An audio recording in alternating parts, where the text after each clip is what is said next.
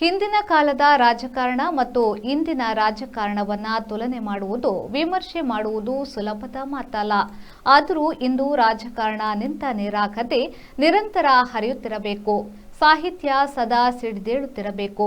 ನಮ್ಮ ವ್ಯವಸ್ಥೆ ಜವಾಬ್ದಾರಿ ಅರಿತು ಕೆಲಸ ಮಾಡಬೇಕು ಎಂದು ಉಡುಪಿ ಚಿಕ್ಕಮಗಳೂರು ಕ್ಷೇತ್ರದ ಸಂಸದ ಕೋಟಾ ಶ್ರೀನಿವಾಸ್ ಪೂಜಾರಿ ಹೇಳಿದ್ದಾರೆ.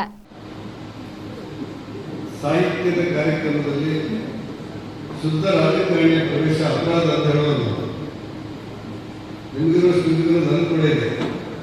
ಆದರೆ ನಮ್ಮೂರಿಂದ ಬರಬೇಕಾದ್ರೆ 4 ಗಂಟೆ ಬೇಕಾಗಿದೆ, ಹೋಗಬೇಕಾದ್ರೆ 4 ಗಂಟೆ ಬೇಕು. ಕನಿಷ್ಠ 8 ನಿಮಿಷ ಮಾತಾಡದಿದ್ರೆ ನನಗೆ ವರ್ಕೌಟ್ ಆಗುತ್ತಿಲ್ಲ. ಆ ಕಾರಣ 8 ನಿಮಿಷ ಮಾತಾಡೋದು, 8 ನಿಮಿಷ ಬೇಕಂತಲ್ಲ, ಆ ಕಾರಣ 8 ನಿಮಿಷ ಮಾತಾಡೋದು. ವಿನಯ್ ಚಂದ್ರರು ಬೆಳಿಗ್ಗೆ ಫೋನ್ ಮಾಡಿದ್ರು, ಯಾವತ್ತೂ ಒಂದು ದಿವಸ ಫೋನ್ ಮಾಡಿದ್ರು ನನಗೆ, ಮಾಡಿ ಒಂದು ಕಾರ್ಯಕ್ರಮ ಉಂಟು ಅಂತ ಹೇಳಿದ್ರು. ಕೆಲಸ ನಾನು ಏನು ಮಾಡ್ತೇನೆ ಅಂತ ಹೇಳಿದ್ರೆ, ತುಂಬ ದೊಡ್ಡವರು ಏನಾದ್ರು ಹೇಳಿಬಿಟ್ರೆ ವಾದ ಮಾಡೋದು ಬೇಡ ಅಂತೇಳಿ ಆಯ್ತು ಅಂತ ಹೇಳಿಬಿಡ್ತಿದ್ದೆ. ನಾನು ಆ ದಿವಸ ಹಾಗೆ ಆಯ್ತು ಅಂತ ಹೇಳಿರ್ಬೋದು, ಬರ್ತೀನಿ ಅಂತ ಹೇಳಿರ್ಬೋದು. ಇವತ್ತು ಫೋನ್ ಮಾಡಿದಾಗ ಸರ್ 4 ಗಂಟೆ ಬೇಕಾಗುತ್ತೆ ಬರಲಿಕ್ಕೆ, ವಾಪಸ್ ಹೋಗ್ಲಿಕ್ಕೆ ಟ್ರಾಫಿಕ್ ಇದೆ, 4 ಗಂಟೆ ಸಾಕು ಅಂತ ಹೇಳಿದೆ. ಇಲ್ಲ ಬರಲೇಬೇಕು ಅಂತ ಹೇಳಿದೆ. ಬಹಳ ಪ್ರೀತಿಯಿಂದ ಬಂದೆ ಅನ್ನೋದು ಸತ್ಯ. ಇದ್ರ ಜೊತೆ ಸ್ವಲ್ಪ ಹೆದರಿಕೆ ಕೂಡ ಇತ್ತು ಅನ್ನೋದನ್ನು ಅಲ್ಲಿ ಹೇಳಲಿಕ್ಕೆ ಸಾಧ್ಯ ಇದೆ. ಈ ಅರವಿಂದ ತುಕ್ಕಾಡಿಯವರು ಅಣ್ಣಾ ವಿನಯ ಚಂದ್ರರ ವ್ಯಕ್ತಿತ್ವದ ಚಿತ್ರಣದಲ್ಲಿ ಏನೇನು ಬರೆದಿದ್ದಾರೆ ನಾನೇನು ಓದಬೇಕು. ಆದರೆ ಅಣ್ಣಾ ವಿನಯ ಚಂದ್ರನನ್ನು ನಾನು ಕಂಡಂತೆ ಪ್ರಚಲಿತ ರಾಜಕಾರಣದ ದಿನದಲ್ಲಿ ಅಣ್ಣಾ ವಿನಯ ಚಂದ್ರರಿಗೆ ಸರಿಗಟ್ಟುವಂತಹ ನೇರ ನಡೆಯಲ್ಲಿ ಮತ್ತೊಬ್ಬ ರಾಜಕಾರಣಿಯನ್ನು ನಾನು ಕಂಡಿದ್ದೇನೆ. ಆ ನೇರ ನಡೆಯಲ್ಲಿ ದಿಟ್ಟತನ, ಗಟ್ಟಿ ಮಾತು, ನೇರವಾದ ನಿಲುವು ಅವರಿಗೆ ತುಂಬಾ ಒಳ್ಳೇದು ಮಾಡಿತ್ತು ಅನ್ನೋದಕ್ಕಿಂತ ಒಬ್ಬರಿಗೂ ಸಮಸ್ಯೆ ತಂದೊಡ್ಡಿತ್ತು ಅನ್ನೋದನ್ನು ಕೂಡ ನಾನು ಅರ್ಥ ಮಾಡ್ಕೊಂಡ. ಆದ್ರೆ ಜೀವನದಲ್ಲಿ ಬಿಡ್ಲಿಕ್ಕೆ ಆಗೋದಿಲ್ಲ. ಒಮ್ಮೊಮ್ಮೆ ನನಗನ್ಸುತ್ತೆ ಎಂಥ ಕಷ್ಟ ಅಂತ ಹೇಳ್ತೇನೆ ಅನ್ನುವಂಥ ಕೆಲವರ ವ್ಯಕ್ತಿತ್ವ ಹೇಗೆ. ಒಂದ್ಸಾರಿ ಏನಾಯ್ತು ಅಂದ್ರೆ, ನನ್ನ ಉಡುಪಿ ಜಿಲ್ಲೆಯ ಬ್ರಹ್ಮಾವರ ಕ್ಷೇತ್ರದಲ್ಲಿ ರಾಜಾರಾಮ್ ಶೇರಿಗಾರ್ ಅನ್ನೋರು ಕೊಲೆ ಆಯ್ತು. ಯಾವ ಕಾರಣ ಕೊಲೆ ಆಯ್ತು. ಆ ಕೊಲೆಗೆ ನ್ಯಾಯ ಸಿಗಬೇಕು ಅಂತ ಹೇಳಿ ಕರ್ನಾಟಕದ ಅವತ್ತಿನ ಮುಖ್ಯಮಂತ್ರಿಗಳ ಮನೆಯಲ್ಲಿ ತರುಣ ಸಮಾಜ ಸುಳ್ಯದ ನೇತೃತ್ವದಲ್ಲಿ ಕನ್ನಡ ಸಾಹಿತ್ಯ ಪರಿಷತ್ ಮತ್ತು ಬಾಲಾ ವಲೇಕರ್ ರಾಜಪುರಿ ಸಾರಸ್ವತ ಸಮಾಜದ ಸಹಯೋಗದಲ್ಲಿ ಕೇರ್ಪಳ ಶ್ರೀ ದುರ್ಗಾ ಪರಮೇಶ್ವರಿ ಕಲಾಮಂದಿರದಲ್ಲಿ ನಡೆದ ಮಾಜಿ ವಿಧಾನ ಪರಿಷತ್ ಸದಸ್ಯ ಅಣ್ಣಾ ವಿನಯ ಚಂದ್ರರ ಜೀವನ ಕುರಿತು ಲೇಖಕ ಅರವಿಂದ್ ಚೊಕ್ಕಾಡಿಯವರು ರಚಿಸಿದ ಪುಸ್ತಕ ಕೊಳಲ ಕೈ ಹಿಡಿದು ಪುಸ್ತಕ ಬಿಡುಗಡೆ ಹಾಗೂ ಕೇಂದ್ರ ಸಾಹಿತ್ಯ ಅಕಾಡೆಮಿ ಪ್ರಶಸ್ತಿ ಪುರಸ್ಕೃತರಾದ ಹಿರಿಯ ಸಾಹಿತಿ ಲಕ್ಷ್ಮೀಶ ತೋಳ್ಪಾಡಿಯವರಿಗೆ ಸನ್ಮಾನ ಕಾರ್ಯಕ್ರಮದಲ್ಲಿ ಸನ್ಮಾನ ನೆರವೇರಿಸಿ ಅವರು ಮಾತನಾಡಿದರು. ಅಣ್ಣಾ ವಿನಯ ಚಂದ್ರರಂತಹ ದಿಟ್ಟ ರಾಜಕಾರಣಿಯನ್ನ ನಾನು ನೋಡಿಲ್ಲ. ಸ್ಫೂರ್ತಿ, ಶಕ್ತಿ, ದಿಟ್ಟತನ, ಪ್ರಾಮಾಣಿಕತೆಗೆ ಮತ್ತೊಂದು ಹೆಸರು ವಿನಯ ಚಂದ್ರರು. ಆ ಪ್ರಾಮಾಣಿಕತೆ ಮತ್ತು ದಿಟ್ಟತನದ ವಿನಯ ಚಂದ್ರರ ಬದುಕು ಆದರ್ಶ ಎಂದು ಅವರು ಹೇಳಿದರು. ಅದರ ನಂತರ ನಾಯಕರನ್ನು ನಾವು ಹೇಳಲಿಕ್ಕೆ ಹೋಗುವುದು. ಹಾಗೆ ಆಮೇಲೆ ನಾಯಕತ್ವಗಳು ಬರಲೇ ಇಲ್ವಾ? ಸ್ವಾತಂತ್ರ್ಯ ಹೋರಾಟದಲ್ಲಿ ಬಂದ ಮಾದರಿಯಲ್ಲೇ ಆ ಮೇಲಿನ ನಾಯಕತ್ವಗಳು ಇರಬೇಕಾಗಿಲ್ಲ. ಯಾಕೆಂತಂದ್ರೆ ಅಲ್ಲಿ ಆದ ಅಚೀವ್ಮೆಂಟ್ ಆಗಿದೆ, ಮತ್ತೆ ಆಗಬೇಕಾದಂಥದ್ದು ಬೇರೆ ಸ್ವರೂಪದಲ್ಲಿತ್ತು. ಆ ಸ್ವರೂಪದಲ್ಲಿ ಬಂದಾಗ ನಮ್ಮ ಆ ನಂತರದ ನಾಯಕತ್ವಗಳು ಬಹಳ ಮಹತ್ವದ್ದಾಗ್ತದೆ ಅಂತ ನಾನು ಅಂದುಕೊಂಡಿದ್ದೇನೆ. ಅದು ಈಗ ಅಣ್ಣಾ ವಿನಯ ಚಂದ್ರರಂತವರನ್ನ ಸಾಮಾನ್ಯ 1980ರ ದಶಕ ಆ ಕಾಲಮಾನದಲ್ಲಿ ಒಂದು ನಾಯಕತ್ವವನ್ನು ತೆಗೆದುಕೊಳ್ಳುವಂಥದ್ದು. ಈ ನೆಲೆಗಟ್ಟಿನಲ್ಲಿ ನಮ್ಮ ಸುತ್ತಮುತ್ತ ಇರುವಂತ ಹೇಳಬೇಕಾಗಿರುವ ನಾಯಕತ್ವಗಳ ಕುರಿತಾಗಿ ಒಂದು ದಾಖಲೀಕರಣವನ್ನು ಮಾಡಬೇಕಾದಂಥ ಅವಶ್ಯಕತೆ ಇದೆ ಅಂತ ಅನಿಸುತ್ತೆ. ಇಲ್ಲಂತಂದ್ರೆ ನಾವು ನಮ್ಮ ಚರ್ಚೆಗಳೆಲ್ಲವೂ ಕೂಡ 1947ಕ್ಕೆ ಸ್ಟಾಪ್ ಆಗಿವೆ. ಆಮೇಲೆ ಚರ್ಚೆ ಬೆಳೆಯಿಲ್ಲ. ಮತ್ತೆ ಆ ಮೇಲಿನ ನಾಯಕರೆಲ್ಲ ಎಲ್ಲರೂ ಕೆಟ್ಟವರೇ ಒಂದೇ ಸಲ ತೀರ್ಮಾನಕ್ಕೆ ಬಂದಾಯಿತು. ಯಾಕೆ ಏನು ಕೇಳುವಂಥದ್ದಿಲ್ಲ. ಹಾಗಾದ್ರೆ ಅದರಲ್ಲಿ ಮೌಲ್ಯವಂತರಾದಂಥವರು ಇರಲಿಕ್ಕೆ ಸಾಧ್ಯ ಇಲ್ಲ. ಅಂತ ವ್ಯಕ್ತಿತ್ವಗಳು ಯಾವುವು? ಎರಡನೇ ಕಾರಣ, ಈಗ ಅಣ್ಣಾ ವಿನಯ ಚಂದ್ರರಂತವರು ನಮಗೆ ಹತ್ತಿರದವರು.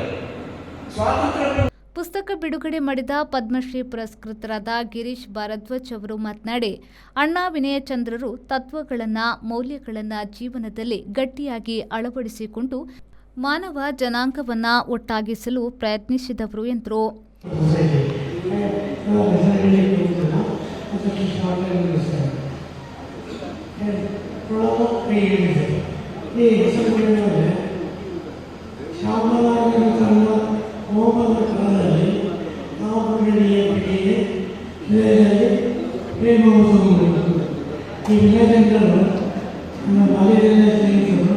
ಮಾಡಿದ್ದಾರೆ. ಒಂದು ಯಾವ ಕಾರಣಕ್ಕೂ ತತ್ವಗಳನ್ನು, ಮೌಲ್ಯಗಳನ್ನು ಬಿಡುವುದಿಲ್ಲ. ಆದರೆ ಈ ಯಾವುದೇ ನಂಬಿಕೆ, ಫೇತ್, ಅವರ ಪ್ರಿನ್ಸಿಪಲ್ ಅಂದರೆ faith spirit unite, not to separate. ಆಮೇಲೆ ನಾವು ಬೇರೆ ಬೇರೆ ಮಾಡಿದ್ದಲ್ಲ, ಯಾವುದೇ ಸಿದ್ಧಾಂತದಲ್ಲಿ ಆಗಲಿ, ಮತದಲ್ಲಿ ಆಗಲಿ, ಧರ್ಮದಲ್ಲಿ ಆಗಲಿ ನಂಬಿಕೆ ಇದ್ದರೆ ಅದು ಮಾನವರನ್ನು ಒಂದು ಮಾಡಲಿಕ್ಕೆ ಬೇಕಾದ ಪ್ರತಿಪಾದಿತ ಫೇತ್ ಸ್ನೇಹಿತ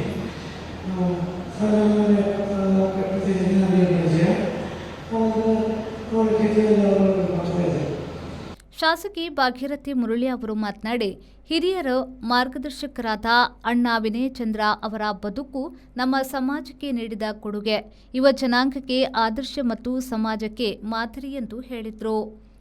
ಸನ್ಮಾನ ಸ್ವೀಕರಿಸಿದ ಕೇಂದ್ರ ಸಾಹಿತ್ಯ ಅಕಾಡೆಮಿ ಪ್ರಶಸ್ತಿ ಪುರಸ್ಕೃತರಾದ ಲಕ್ಷ್ಮೀಶ ತೋಳ್ಪಾಡಿಯವರು ಮಾತನಾಡಿ, ಮನುಷ್ಯನ ವ್ಯಕ್ತಿತ್ವ ಬೆಳೆಯುವುದು ನಾಗರಿಕತೆ ಬೆಳೆದಿದೆ ಎಂಬುದರ ಸಂಕೇತ.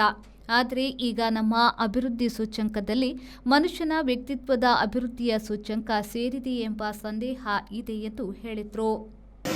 ಸರ್ವಾಧಿಕಾರ, ಆಮೇಲೆ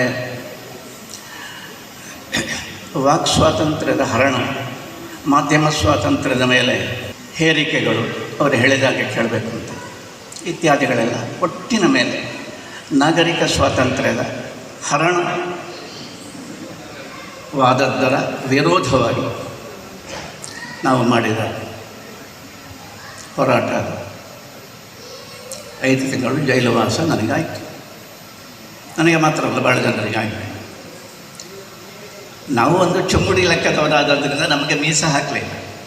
ತರುಣ ಸಮಾಜದ ಅಧ್ಯಕ್ಷರಾದ ಎಂಬಿ ಸದಾಶಿವ ಅವರು ಅಧ್ಯಕ್ಷತೆ ವಹಿಸಿ ಮಾತನಾಡಿ, ಸುಳ್ಯದ ರಾಜಕೀಯ ಚರಿತ್ರೆಗೆ ಹೊಸ ತಿರುವು ನೀಡುವ ಕಾರ್ಯಕ್ರಮ ಇದು ಎಂದು ಹೇಳಿದರು. ಅಣ್ಣಾ ವಿನಯಚಂದ್ರ ಅವರದ್ದು ಮೌಲ್ಯಗಳನ್ನು ಪ್ರತಿಪಾದಿಸುವ ವ್ಯಕ್ತಿತ್ವ. ಅನೇಕ ವ್ಯಕ್ತಿತ್ವಗಳನ್ನು ನಿರ್ಮಾಣ ಮಾಡಿದ, ಅನೇಕರನ್ನ ಬೆಳೆಸಿದ ವ್ಯಕ್ತಿತ್ವ ಅವರದ್ದು ಎಂದರು. ನಾವು ಈ ಕಾರ್ಯಕ್ರಮವನ್ನು ಆಯೋಜಿಸುವಾಗ ಅಣ್ಣಾ ವಿನಯಚಂದ್ರ ಅವರ ವ್ಯಕ್ತಿತ್ವದಿಂದ ಪ್ರಭಾವಿತರಾದರು. ತುರ್ತು ಸ್ಥಿತಿಯ ಸಂದರ್ಭದಲ್ಲಿ ನಾನು ಗಿರೀಶ್ ಭಾರದ್ವಾಜ್, ದಯಾನಂದ ಬೆಂಗಳೂರಿ ಹಾಗೂ ಇನ್ನೂ ಕೆಲವು ಟೈಮ್ ಭಾಸ್ಕರ್ ಮುಂತಾದವರು ಸೇರಿ ತರುಣ ಸಮಾಜ ಎಂಬ ಸಂಸ್ಥೆಯನ್ನು ಹಾಕಿದರು. ಆಗ ನನಗೆ ಸ್ಫೂರ್ತಿಯ ಚಿಲುಮೆಯಾಗಿದ್ದದ್ದು ಅಣ್ಣಾ ವಿನಯಚಂದ್ರ. ಅವರಲ್ಲಿದ್ದಂಥ ನಡವಳಿಕೆಯ ರೀತಿ, ಆ ಸ್ಫೂರ್ತಿ, ಹೋರಾಟದ ಛಲ ಮತ್ತು ಸಜ್ಜನಿಕೆ ಮತ್ತು ಸರಳತೆ, ಇದು ಇವತ್ತಿಗೂ ಕೂಡ ವರ್ಣಿಸಿಕೊಂಡಿದ್ದಾರೆ. ಸಾಮಾನ್ಯವಾಗಿ ನಾವು ನಾಯಕತ್ವದ ಬಗ್ಗೆ ಮಾತಾಡುವಾಗ ಹೇಳ್ತೇವೆ, A leader is one who knows the way, who shows the way, who goes the way. ಸಾಹಿತಿ ಡಾಕ್ಟರ್ ದೀಪಾ ಪಡ್ಕಿ ಕೃತಿ ಪರಿಚಯ ಮಾಡಿದ್ರು. ಡಾಕ್ಟರ್ ವೀಣಾ ತೋಳ್ಪಾಡಿಯವರು ಅಭಿನಂದನಾ ಭಾಷಣ ಮಾಡಿದ್ರು. ಕೊಳಲ ಕೈ ಹಿಡಿದು ಕೃತಿಯ ಲೇಖಕ ಅರವಿಂದ್ ಚೊಕ್ಕಾಡಿ ಪ್ರಾಸ್ತಾವಿಕವಾಗಿ ಮಾತನಾಡಿದ್ರು. ಸುಳ್ಯ ತಾಲೂಕು ಕನ್ನಡ ಸಾಹಿತ್ಯ ಪರಿಷತ್ನ ಅಧ್ಯಕ್ಷ ಚಂದ್ರಶೇಖರ್ ಪೇರಾಲು ಸ್ವಾಗತಿಸಿದ್ರು. ಬಾಲಾವಲಿಕರ್ ರಾಜಪುರಿ ಸಾರಸ್ವತ ಸಮಾಜ ಅಧ್ಯಕ್ಷ ಹೇಮಂತ್ ಕುಮಾರ್ ಕಂದಡ್ಕ ವಂದಿಸಿದ್ರು. ರಾಮಕೃಷ್ಣ ಭಟ್ ಚೂಂತಾರು ಕಾರ್ಯಕ್ರಮ ನಿರೂಪಿಸಿದ್ರು. ಹರೀಶ್ ಬಂಟ್ವಾಳ್ ಉಪಸ್ಥಿತರಿದ್ದರು. ಕೊಳಲ ಕೈ ಹಿಡಿದು ಪುಸ್ತಕ ಬಿಡುಗಡೆಯ ಸಂದರ್ಭದಲ್ಲಿ ಸುದರ್ಶನ್ ಸೂರ್ತಿಲಾ ಕೊಳಲು ನುಡಿಸಿ ಹಿನ್ನೆಲೆ ಸಂಗೀತವನ್ನು ಒದಗಿಸಿದ್ರು. ಸಮಾರಂಭದಲ್ಲಿ ಲಕ್ಷ್ಮೀಶ ತೋಳ್ಪಾಡಿ, ಅಣ್ಣಾ ವಿನಯಚಂದ್ರ, ಅರವಿಂದ್ ಚೊಕ್ಕಾಡಿ ಅವರನ್ನು ಸನ್ಮಾನಿಸಲಾಯಿತು. ಪುಷ್ಪರಾಜ್ ಶೆಟ್ಟಿ, ವಿ4 ನ್ಯೂಸ್, ಸುಳ್ಯ.